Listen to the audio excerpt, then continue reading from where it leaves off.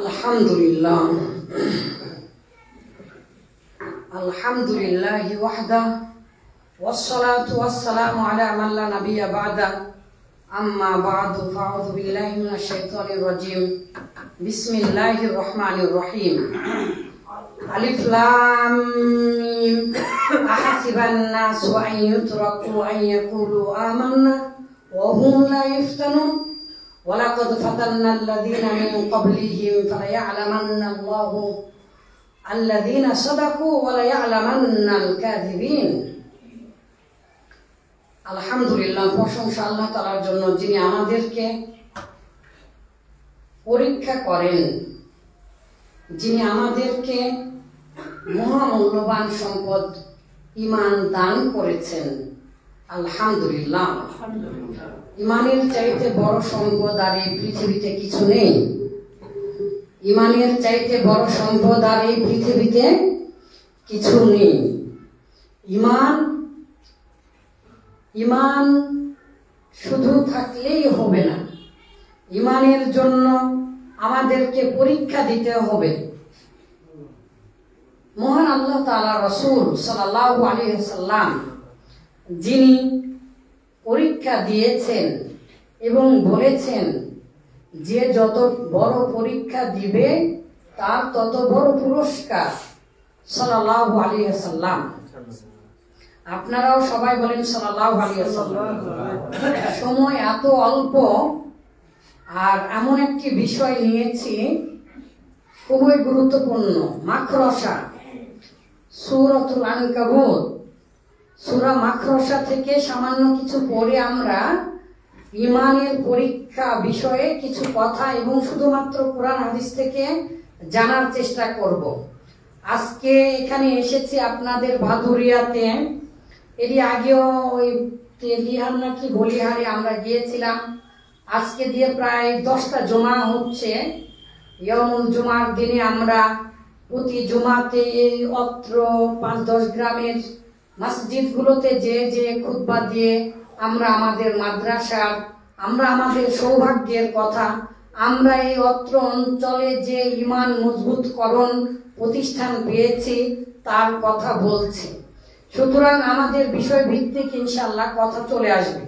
চলুন প্রথমে আমরা মহান আল্লাহ তাআলা যে সূরা নাজিল করেছেন আনকাবুত, আল্লাহ তাআলা বলেছেন ইন্না হুয়ানাল বুয়ুতি লাবাইতুল আনকাবুত, নিশ্চয় সবচাইতে ক্ষীণ, নগণ্য, দুর্বল বাড়ি হচ্ছে, সবচাইতে দুর্বল বাড়ি হচ্ছে লাবাইতুল আনকাবুত, যে মাকড়সার বাড়ি, মাকড়সার জাল, মাকড়সার বাসস্থান। মাকড়সা যে জাল বুনয় সেটা হচ্ছে সবচাইতে দুর্বল, সবচেয়ে ক্ষীণ, আহওয়ানা মানে একেবারে ক্ষীণ জাতীয়, একেবারে সূক্ষ্ম তীক্ষ্ণ। তো একটা শুধু জুওলজি থেকে একটা বিষয় বলি যে 10 লক্ষ মাকড়সার জাল একত্রিত করলে, 10 লক্ষ মাকড়সার জাল একত্রিত করলে, আমার কথা বুঝতে না পারলে আপনারা বলবেন, 10 লক্ষ মাকড়সার জাল একত্রিত করলে 1 পাউন্ড হবে। আবার এই 10 লক্ষ মাকড়সার জাল এতই ক্ষীণ, এতই দুর্বল যে অনেক সময় বাতাসেও উড়ে যায়, কিন্তু মাকড়সার জাল আবার এতই বেশি শক্তিশালী যে মাকড়সার জালে যদি এই গোটা পৃথিবী আটকিয়ে দেওয়া যায় তাহলে এই গোটা পৃথিবীর ঘূর্ণন থেমে যাবে। এই পরিমাণ যদি মাকড়সার জাল আপনি তৈরি করতে পারেন, মাকড়সার জাল 10 লক্ষ মাকড়সার জাল একত্রিত করলে 1 পাউন্ড ওজন হবে। এত ক্ষীণ, তো তাদের বাড়ি, তাদের ঈমান এত দুর্বল যারা আল্লাহ ছাড়া দুনিয়াকে প্রাধান্য দেয়। এখান থেকেই মূলত নামকরণ করা হয়েছে এই সূরার। এই সূরার নাম কি? আনকাবুত, মাখরসা। তো মহান আল্লাহ তাআলা বলেছেন আলিফ লাম মিম আল্লাহু তাআলা আ'লামু বিমুরাদিহি। আল্লাহ তাআলাই ভালো জানেন এর প্রকৃত অর্থ কি। অসংখ্য তাফসীর কারকেরা অসংখ্য ভাবে অর্থ উদ্ধার করার চেষ্টা করেছেন, তবে পৃথিবীর সবাই একমত যে আল্লাহ তাআলাই ভালো জানেন। আহাসিবান নাসু, এই যে মানুষ, এই যে বিশ্বমণ্ডলী, এই যে ধী সম্পন্ন জ্ঞানী গুণী মহাজ্ঞানী বিজ্ঞানী সকলেই তোমরা কি করো? আই ইউতরাকু, তোমাদেরকে যে ছেড়ে দেওয়া হবে, আই ইয়াকুলু, যে তোমরা বলো আমান্না, আমরা ঈমান এনেছি। অর্থাৎ হে মানুষ সকল, তোমরা যারা বলছো আমি ঈমান এনেছি, তাদেরকে কি এমনি ছেড়ে দেওয়া হবে? ওয়াহুম লা ইফতানুন, এই ওয়াওটা হচ্ছে ওয়াউল হালিয়া, মানে এমন্ত অবস্থা যারা দাবি করে যে আমি ঈমানদার, আমি মুসলিম, আর ওয়াহুম লা ইফতানুন, তাদেরকে পরীক্ষা করা হবে না। এরকম তো হওয়ার কথা নয়, এরকম কখনোই হবে না। আল্লাহ তাআলা তাই বললেন, ওহে মানুষ সকল, তোমরা যারা বলো আমরা ঈমান এনেছি, তোমাদের কি এমনি এমনি ছেড়ে দেওয়া হবে আর তোমাদেরকে পরীক্ষায় ফেলানো হবে না? তোমাদেরকে আল্লাহ তাআলা পরীক্ষা করবেন না, এমনটা কি তোমরা ভাবো? ওয়ালাকাদ ফাতান্নাল্লাযীনা মিন ক্বাবলিহিম, আর শোনো, তোমাদের পূর্বেই অসংখ্য ঈমানদার ব্যক্তিদেরকে পরীক্ষা করা হয়েছে। ফালায়ালামান্নাল্লাহু, অবশ্যই আল্লাহ তাআলা জেনে নেবেন, জানবেন, আল্লাযীনা সাদাকু, কারা ঈমান এনেছে, কারা আল্লাহ তাআলার বিধিবিধানকে সত্যায়ন করেছে। ওয়ালায়ালামান্নাল কাযিবিন, আর কারা মিথ্যা আরোপ করেছে, কারা ঈমান আনার নাম বলে কোনো দিনই সালাত পড়ে না, খালি শুক্রবার করে সালাত পড়ে, কারা ঈমান আনার নাম করে আল্লাহ তাআলার বিধিবিধান মানে না, কারা তারা আল্লাহ তাআলা পরীক্ষা করবেন। আল্লাহ তাআলা বলেছেন আম হাসিবাল্লাযীনা ইয়ামালুনা সাইয়্যাত, আর যারা খারাপ কাজ করে তারা কি মনে করে আইয়াসবিকুনা, তারা রেহাই পেয়ে যাবে, তারা আল্লাহকে ফাঁকি দিবে, তারা আল্লাহর ধারে কাছেও যাবে না। সামা ইয়াহকুমুন, কতই না নিকৃষ্ট তাদের চিন্তা ফায়সালা, তারা দুনিয়াকেই প্রাধান্য দিয়েছে। সম্মানিত সুধী, সূরা আনকাবুতের 1 রুকু পর্যন্ত আমি অনেক সুন্দর করে নিজে বসে থেকে সকাল থেকে তাফসীর দেখেছি। সারা জীবনে অসংখ্যবার এই আয়াতের তাফসীর সহ ওয়াজ করেছে। আজকে আপনাদেরকে সরাসরি একটা হাদিস শোনা, যে হাদিসটা এই আয়াতের প্রসঙ্গে এসেছে। যদিও বা ওয়ালাকাদ ফাতান্নাল্লাযীনা অসংখ্য নবী রাসূলদের জীবনী থেকেই বলা যায়, কিন্তু কেমন রাসূলুল্লাহ সাল্লাল্লাহু আলাইহি ওয়াসাল্লামের কাছে যখন এই আয়াতটা নাজিল হচ্ছে তখন কি কাহিনী ঘটছে শুনুন।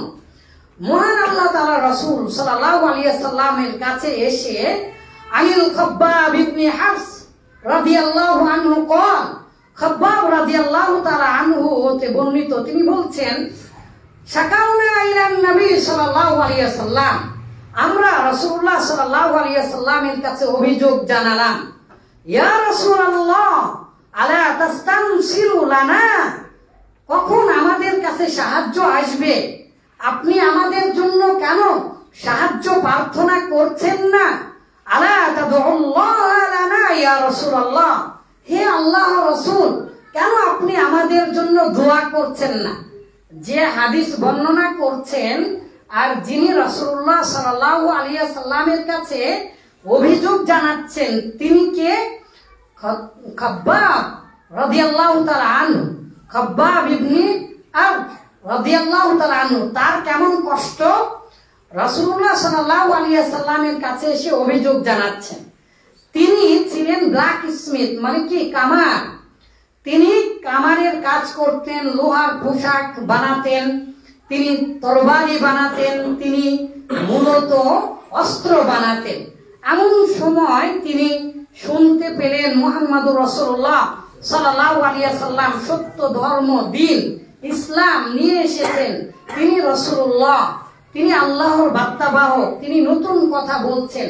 তিনি বলছেন তোমরা তরকারিতে বেশি করে ঝোল দাও যাতে অপর ভাইকে খাওয়াতে পারো, তোমরা বেশি করে পানি দাও, তোমরা তোমাদের প্রতিবেশীর হক আদায় করো, তোমরা সবাই ভাই ভাই, কেউ উঁচু কেউ নিচু, নাই ভেদাভেদ কিছু, পৃথিবীর কেউ বড় নয় কেউ ছোট নয়, সবাই আল্লাহর উপরে তাওয়াক্কুল করে যে বেশি সম্মানিত, যে আল্লাহকে বেশি ভয় করবে সে বেশি সম্মানিত। এই কথাগুলো তার মনে দাগ কেটেছে। তারপরে তিনি ইসলাম ধর্ম গ্রহণ করেছেন। আর এই কথা যখন শুনতে পেলেন, তার ওই মনিব, একজন মহিলা, একজন নারী, তার কেমন রাগ, আরব বিশ্বের সেই নারীর কেমন রাগ, খাব্বাব রাদিয়াল্লাহু তাআলা আনহুকে আগুনের ছাকা দিত। তিনি যেই কয়লা পুড়িয়ে অস্ত্র বানাতেন, সেই অস্ত্রের জামা পরিয়ে দিয়ে আগুনের কয়লাগুলো সেই জামার মধ্যে ঢেলে দেওয়া হতো। সরাসরি খাব্বাব রাদিয়াল্লাহু তাআলা আনহু নিজে বলেছেন যে তার কোমরের এই চামড়াগুলো গলে যেত। একদিন রাসূলুল্লাহ সাল্লাল্লাহু আলাইহি ওয়াসাল্লামের মৃত্যুর পরে ওমর রাদিয়াল্লাহু তাআলা আনহু তিনি খাব্বাবের পিঠে হাত দিয়েছেন আর সঙ্গে সঙ্গে কেঁদে উঠেছেন, বলেছেন হে খাব্বাব, তোমার পিঠে এত গর্ত কেন? খাব্বাব রাদিয়াল্লাহু তাআলা আনহু বললেন, হে আমিরুল মুমিনিন, এই পিঠে আমাকে জ্বলন্ত কয়লা ধরে ঠেসে ধরত, যার ফলে আমার মাংস, আমার রক্ত, আমার চামড়া আর আমার তেলগুলো গড়িয়ে গড়িয়ে পড়ে এই জায়গাগুলো গর্ত হয়ে গিয়েছে। আমিরুল মুমিনিন ওমর রাদিয়াল্লাহু তাআলা আনহু বললেন, হে খাব্বাব, তোমার এই পিঠখানা যদি আমার পিঠ হতো তাহলে আমার কতই না সৌভাগ্য হতো। খাব্বাব রাদিয়াল্লাহু তাআলা আনহুকে এত বেশি কষ্ট দেওয়া হয়েছে যে ঘন্টার পরে ঘন্টা বালুতে ফেলে রাখা হয়েছে, উত্তপ্ত বালুতে। সরাসরি আগুন যখন ঠেসে ধরা হতো, মানুষের চামড়ার নিচে যে স্তর আছে, রিসিপ্টর আছে, যে কোষগুলো আছে, সেই কোষগুলো পড়ার পরে মানুষের গা এত হিট থাকে কেন? 80 ডিগ্রি, মানে কি জানেন? 80 ডিগ্রি পানিতে আপনি হাত দিলে আপনার হাত পুড়ে যাবে, কিন্তু মানুষের সর্বনিম্ন গায়ের তাপমাত্রা হচ্ছে 80 ডিগ্রি। এই চামড়ার নিচে 80 ডিগ্রি টকবক করে ফুটছে ওই তেলগুলো, যে তেলগুলো আপনারা গরুর দেখেন, মানুষের ওই রকম তেলগুলো যেগুলো নরম থাকে, এই পরিমাণ উত্তাপ আছে মানুষের শরীরে। 80 ডিগ্রি পার হয়ে গেলে 180, 102, 104 জ্বর আসে না আপনাদের? শরীর গরম হয়ে যায়। তো 104 মানে কি জানেন? পানিকে যখন 100 ডিগ্রিতে ফুটানো হয় তখন পানি বাষ্প হয়ে উড়ে চলে যায়। ওই ফুটন্ত পানিতে হাত দিলে আপনার হাত ফসকা পড়ে এই হাতের যে চামড়া এবং কোষ আছে সেগুলো মারা যাবে। কিন্তু আপনার শরীরের ভিতরে আল্লাহ তাআলা এমন কিছু সেট করে দিয়েছেন যে ওই রকম উত্তাপ, ওই রকম গরম হয়ে আছে সব সময়ের জন্য। তো ওই গরমের উপরে যখন আবার আগুনের কয়লা উপরে যখন আগুনের আংটা, অর্থাৎ আপনার কয়েল যখন জ্বালিয়ে ধরা হতো, ঠেসে ধরা হতো, তখন চামড়াগুলো গলিয়ে, তেলগুলো গলিয়ে গর্ত হয়ে যেত। আর সেই গলা তেলে ওই আগুনের আংটা বা আগুনের যেই কি আছে, কয়েল আছে, এটাকে কি বলে? কয়েলকে আঙ্গার নাকি আঙ্গার বলে, সেই আঙ্গারটা নিভে যেত। এই জন্য সমস্ত পিঠ গর্ত হয়ে গিয়েছে। আর এক রেওয়ায়েতে এসেছে খাব্বাব রাদিয়াল্লাহু তাআলা আনহুর এই কোমরটা গোটাটাই গর্ত হয়ে গিয়েছিল, এমন কষ্ট। সেই খাব্বাব রাদিয়াল্লাহু তাআলা আনহু এসে রাসূলুল্লাহ সাল্লাল্লাহু আলাইহি ওয়াসাল্লামকে বলছেন, শাকাউনা ইলান নবী সাল্লাল্লাহু আলাইহি ওয়াসাল্লাম, হে রাসূলুল্লাহ সাল্লাল্লাহু আলাইহি ওয়াসাল্লাম, আমরা আপনার কাছে অভিযোগ জানাচ্ছি। আলা তাস্তানসিরুনা, আপনি আমাদের জন্য কেন সাহায্য প্রার্থনা করছেন না? আলা তাদুল্লাহ লানা, হে আল্লাহর রাসূল, আমাদের জন্য আল্লাহ তাআলার কাছে কেন আপনি দোয়া করছেন না? ক্বালান নবী সাল্লাল্লাহু আলাইহি ওয়াসাল্লাম, নবী করিম সাল্লাল্লাহু আলাইহি ওয়াসাল্লাম বললেন, কানার রাজুলু ফী মান ক্বাবলাকুম, ওহে সাহাবীরা, তোমরা শুনে রাখো, তোমাদের পূর্বেও যারা ঈমান এনেছিল, একজন ব্যক্তিকে এভাবে ঈমান আনার কারণে কি করলো শোনো, ইউফারু লাহু ফিল আরদি, তার জন্য জমিনে গর্ত করা হলো, ফাইজালু ফিহা, সেই জমিনের মধ্যে তাকে পুঁতে ফেলা হলো, ফায়ুজাউ বিল মিনশারি, বড় একটি করাত নিয়ে আসা হলো, ফায়ুযাউ আলা রাসিহি, তারপরে ওই করাতটা তার মাথার উপরে রাখা হলো, ফাইশাকুসনাইনি, তারপরে করাত দিয়ে টানতে শুরু করা হলো, ফলে ফাইশাকুসনাইনি, ওই মানুষটার মাথা দ্বিখণ্ডিত হয়ে একেবারে মগজগুলো গলিয়ে সে দ্বিখণ্ডিত হয়ে পড়ে গেল। ওমা ইয়াসুদ্দু যালিকা আন দীনিহি, আর এমন তো অবস্থায় যখন তার মাথা চৌচির হয়ে যাচ্ছে, যখন তার মাথার উপরে করাত ধরা হয়েছে, তখন তিনি বলছেন আল্লাহুস সামাদ, আল্লাহু আহাদ, আল্লাহুস সামাদ, ওমা ইয়াসুদ্দু যালিকা আন দীনিহি, তার দিন থেকে, তার বিশ্বাস থেকে বিন্দু পরিমাণও তাকে সরাতে পারেনি। আরো শোনো, ওয়াইনশাতু বিআমশাতিল হাদীদ, আরেকজন ব্যক্তির উপরে আরেকজন ব্যক্তি ঈমান এনেছিল, তাই তাকে এভাবে ফেলে রাখা হলো। ওয়াইনশাতু বিআমশাতিল হাদীদ, হাত পা বেঁধে রাখা অবস্থায়, ইউনশাতু বিআমশাতিল হাদীদ, বড় একটি লোহার চিরুনি নিয়ে আসা হলো।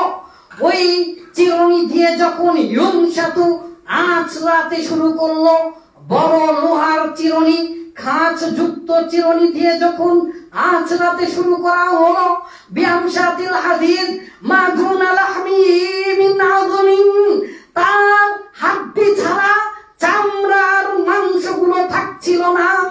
এমন তো অবস্থায় ওমা ইয়াসুদ্দু যালিকা আন দীনিহি, যখন ওই লোহার চিরুনি দিয়ে তাকে টেনে আঁচড়া হচ্ছিল, যখন চামড়া উঠে যাচ্ছিল, যখন যখন গোশতগুলো উঠে যাচ্ছিল, রাসূলুল্লাহ সাল্লাল্লাহু আলাইহি ওয়াসাল্লাম নিজে বলেছেন, মিন আযমিন, তার হাড্ডি ছাড়া আর গায়ে কিছুই থাকছে না।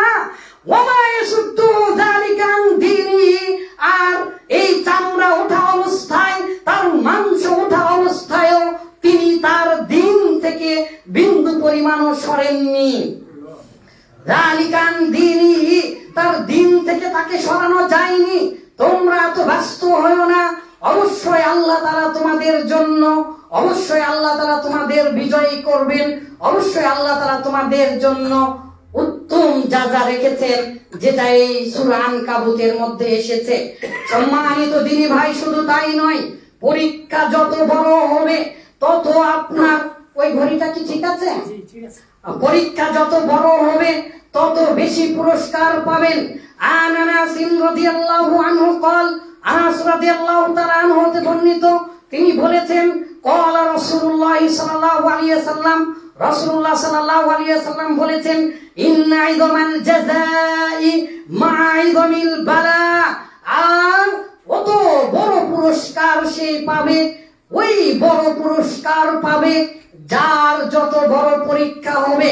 আর দুনিয়া সিজনুল মুমিনি ওয়া জান্নাতুল কাফিরি, এই দুনিয়াটা মুমিনদের জন্য সুখকর নয়, একটা জেলখানার মতো।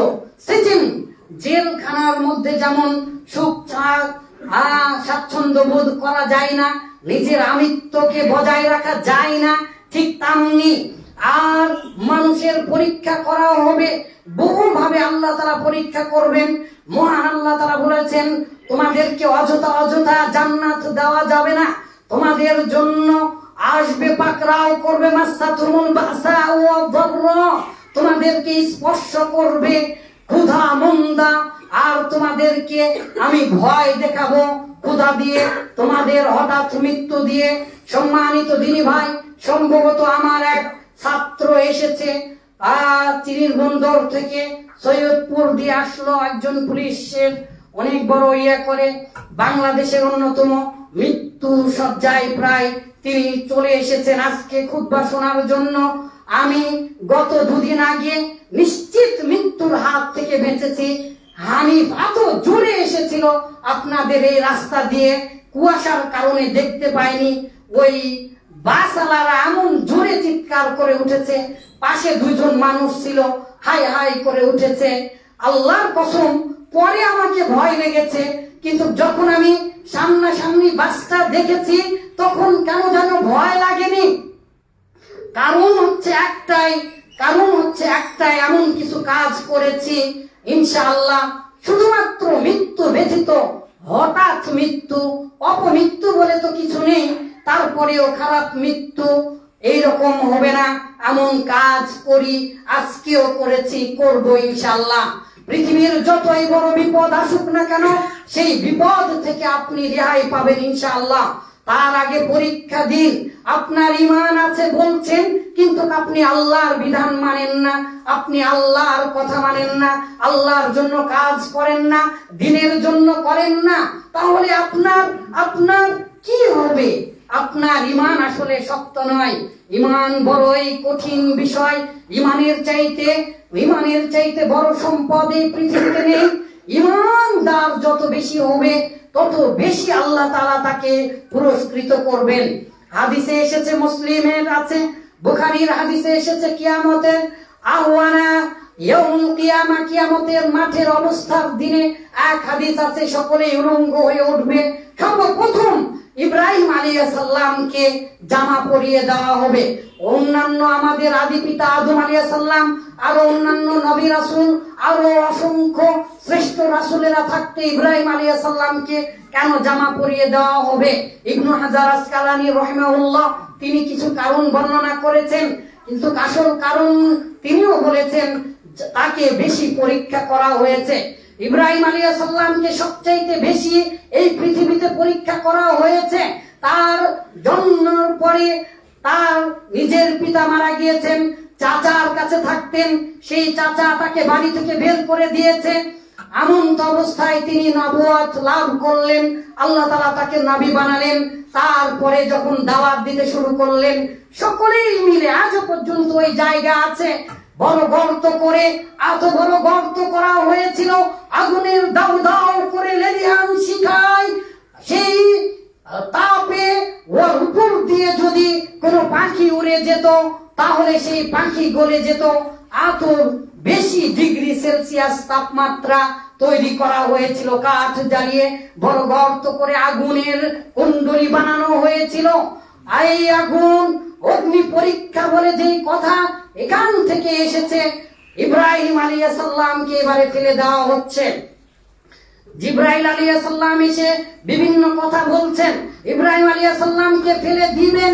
এমন অবস্থায় ইব্রাহিম আলাইহিস সালাম আসমানের দিকে তাকালেন, ফারাফা রাসাহু ইব্রাহিম, সহিহ সূত্রে হাদিসে এসেছে, এবং সকল পৃথিবীর সকল তাফসীর গ্রন্থকারকেরাই এই ঘটনাকে স্বীকার করেছেন।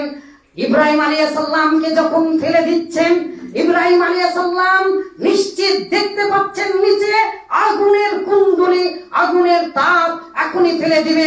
ইব্রাহিম আলাইহিস সালাম কিছু বললেন না, শুধু আল্লাহর দিকে তাকিয়ে বললেন, ফারাফা রাসাহু ইব্রাহিম। ইব্রাহিম আলাইহিস সালাম তার কাল্লাটা উঁচু করে আসমানের দিকে তাকিয়ে বললেন, ইন্নাল্লাহা ওয়াহিদুন ফিস সামা, হে আল্লাহ, আপনি আসমানে শুধুমাত্র একজন আছেন, আর ওয়ানাল ওয়াহিদু ফিল আরদ, আর এই পৃথিবীতে শুধুমাত্র আমি ইব্রাহিম একাই আছি। ইয়াবুদুকা গায়রি, আমি ছাড়া আপনার আর কেউ ইবাদত করে না। এখন আপনি আমাকে মেরে ফেলবেন, না আপনি আগুনে পুড়িয়ে ফেলবেন, না কি করবেন আমি জানি না। নি'মাল ওয়াকিল, আপনি আমার শ্রেষ্ঠ অভিভাবক। বলার সাথে সাথে সাথে আল্লাহ খুশি হয়ে বললেন, কুল ইয়া নারু কুনি, ওহে আগুন তুমি বরদান ঠান্ডা হয়ে যাও, ওয়া সালামান নিরাপদ হয়ে যাও আলা ইব্রাহিম, ইব্রাহিমের জন্য। ইব্রাহিম পুড়ে গেলেন না। ইব্রাহিম আলাইহিস সালামের সারা জীবন পরীক্ষা দিতে হয়েছে। ইব্রাহিম আলাইহিস সালাম 90 বছরে অথবা 80 বছরে একটা সুন্দর সোনার টুকরা, কলিজার টুকরা পেলেন। এত বয়সে সন্তান পেলেন, নাম হচ্ছে ইসমাইল আলাইহিস সালাম। দুধ পান করে এমন সন্তানকে আল্লাহ তাআলা বললেন, যাও তুমি তাকে হিজরত করে দিয়ে আসো, আল্লাহর ঘরের পাশে রেখে আসো। ইব্রাহিম আলাইহিস সালাম যখন আল্লাহর ঘরের পাশে রেখে চলে যাচ্ছিলেন, ফাকালাত মিরারান, হযরত আলাইহিস সালাম বারবার বলে যাচ্ছেন, আতাতরুকুনা ইয়া ইব্রাহিম, ওহে ইব্রাহিম তুমি এমন জায়গায় আমাদেরকে ছেড়ে যাচ্ছ, লা শাই ওয়ালা খিস, একটা ঘাস পর্যন্ত নেই, ওয়ালা তাইর, একটা পাখি পর্যন্ত নেই, আল ওয়াদি, এমন এক উপত্যকায় তুমি রেখে যাচ্ছ যেখানে পানি নেই, যেখানে কোন রকমের ঘাস নেই, সেখানে তুমি রেখে যাচ্ছ। ওয়ালতাফিতু, ইব্রাহিম আলাইহিস সালাম পিছন ফিরে তাকাচ্ছেন না, লাম ইয়ালতাফিত, একবারও তাকাচ্ছেন না। হযরত আলাইহিস সালাম দৌড়িয়ে দৌড়িয়ে তার দিকে যাচ্ছিলেন আর বলছিলেন, ও ইব্রাহিম তুমি আমাকে বলে যাও, কেন ছেড়ে যাচ্ছ? আল্লাহু আমারুকা বিহাদা, এটা কি আল্লাহ আদেশ করেছেন? সঙ্গে সঙ্গে ইব্রাহিম আলাইহিস সালাম শুধু বললেন, পিছন না ফিরে বললেন, বড় হাদিসে এসেছে, বুখারীর রিওয়ায়াত বলছি, বললেন না, হ্যাঁ আল্লাহ আদেশ করেছেন। তুম্মা রাজাত, তারপরে হযরত আলাইহিস সালাম বুকের শিশু নিয়ে তিনি ফেরত চলে এলেন। তারপর লা ইউযাইয়ুক, আল্লাহ তাআলা কখনোই আমাদেরকে ধ্বংস করবেন না, এই কথা বলে তিনি ফিরে এলেন। ইব্রাহিম আলাইহিস সালাম পাশে যে দোয়া করছেন, যখন পাথরের পাশে চলে গিয়েছেন তখন তিনি দোয়া করছেন, কেমন ইমানদার হতে হবে, কেমন পরীক্ষা আপনাকে দিতে হবে। এরপরে আবার এসেছে 12-13 বছর পরে এসেছে, বাচ্চা যখন বড় হয়েছে, ইব্রাহিম আলাইহিস সালাম এসে এতদিন মানুষ করেনি, দেখেনি, কিছু করেনি, এইরকম কথা বললে হবে না। ইব্রাহিম আলাইহিস সালাম এসে তার ছেলেকে বলছে, ইন্নী রাআইতু ফিল মানাম, আমি আমার স্বপ্নে দেখছি, আন্নী আযবাহুকা, আমি তোমাকে জবাই করছি, ফানজুর মাযা তারা, ওই আমার কলিজার টুকরা, তোমার কি অভিমত, তোমার কি চাওয়া, তোমার কি পাওয়া? ইব্রাহিম আলাইহিস সালামের সুসন্তান, তাই তো ইব্রাহিম আলাইহিস সালাম দোয়া করেছিলেন, রব্বি হাবলি মিনাস সালিহিন, হে আল্লাহ তুমি আমাকে নেক সন্তান দাও। এই কথা, বাবার কথা শোনা মাত্রই তখন তিনি বললেন, ফাফআল ইয়া আবাতি ইফআল মা তুমার, ওহে আমার বাবা, আল্লাহ আপনাকে যা আদেশ করেছেন তাই আপনি করুন, আমাকে জবাই করুন। আমি সুবহানাল্লাহ বলিনি বলে আল্লাহ, আপনারা কেউ সুবহানাল্লাহ বলছেন? আপনার এটা কি মনে করেছেন? আপনার ছেলেকে আজকে যে বলেন তো যে আমি স্বপ্নে দেখি বাবা তোমাকে জবাই করছে, কয়েকদিন বারবার এই কথা বলে দেখেন, সম্ভবত পরের দিনে আপনি উঠে দেখবেন আপনার গলা কাটা, আপনি শেষ। আপনি জবাই করবেন কিসের কি? আপনার সন্তানই আপনাকে জবাই করবে। ইব্রাহিম আলাইহিস সালাম এতদিন ওই দুধের শিশু রেখে গিয়েছিল, পরে এসে বলছে বাবা আমি তোমাকে জবাই করতে চাই। কেমন সন্তান? সে বলছে, হ্যাঁ বাবা আপনি তাই করুন যা আল্লাহ তাআলা আপনাকে আদেশ করেছেন। সম্মানিত দিনী ভাই, আসুন এবারে আমরা ব্যক্তিগত কিছু কথা বলি। ইন্না লামুদরাকুন, নিরাশ হওয়া যাবে না, যেমন আমরা নিরাশ হইনি। আমাদের সামনে মাসে প্রায় সব মিলে 1.5 লক্ষ টাকা এক্ষুনি দরকার মাসিক বেতন দেওয়ার জন্য। কয়েক কোটি না, কত শত কোটি লাগবে জানি না, তবে কিছুদিনের আগে হিসাব করে প্রায় 1/2 কোটি টাকা এক্ষুনি আমাদের দরকার। আমাদের প্রতিষ্ঠানের মাটি ভরাট বিষয়ে প্রায় কত কোটি যে দরকার আল্লাহ ভালো জানে, আল্লাহ ছাড়া কেউ জানে না। 10টা খুতবা হচ্ছে, এরকম ভাবে আমরা যাচ্ছি আপনাদের দ্বারে দ্বারে। সম্মানিত দিনী ভাই, ব্যক্তিগত কিছু কথা নয়, আপনাদের দ্বারে এসেছি আমাদের মাদ্রাসা বিষয়ে কথা বলতে। আল জামিয়া তাইয়্যিবা পবিত্র ইউনিভার্সিটির স্বপ্ন নিয়ে আমরা মাদ্রাসাটি যাত্রা শুরু করেছে। আলহামদুলিল্লাহ একজন মানুষ দান করেছেন যিনি তার পিতামাতার জান্নাতের জন্য একটা মসজিদ আর মাদ্রাসা দান করেছেন। কোরআন হাদিস বলার মতো সময় নেই। পৃথিবীতে মৃত ব্যক্তির জন্য, আপনার পিতামাতার জন্য সবচেয়ে শ্রেষ্ঠ আমল হচ্ছে মসজিদ মাদ্রাসা করে দেওয়া। তাই আরব বিশ্বের লোকেরা সবচাইতে বেশি এটা করে। সুকিউল মা, পানি পান করানো।